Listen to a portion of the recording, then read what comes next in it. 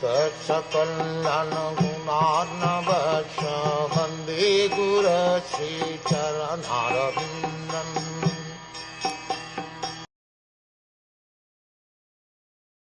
Absorbed in the thought of the transcendental qualities of the Lord, who is glorified in select poetry, the ladies on the roofs of all the houses of Hastināpur began to talk of him.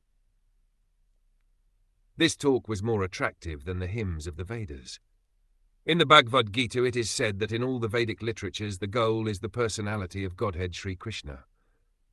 Factually, the glories of the Lord are depicted in such literature as the Vedas, Ramayana and Mahabharata. And in the Bhagavatam they are specifically mentioned in respect to the Supreme Lord.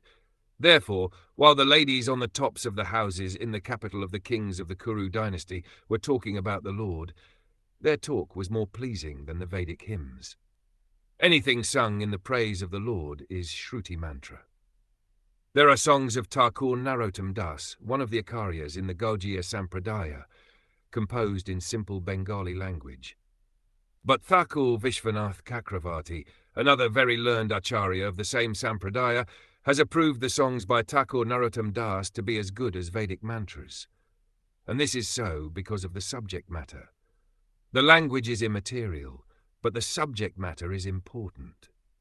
The ladies, who were all absorbed in the thought and actions of the Lord, developed the consciousness of Vedic wisdom by the grace of the Lord.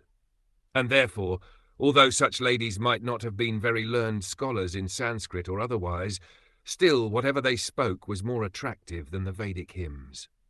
The Vedic hymns in the Upanishads are sometimes indirectly directed to the Supreme Lord, but the talks of the ladies were directly spoken of the Lord, and thus they were more pleasing to the heart.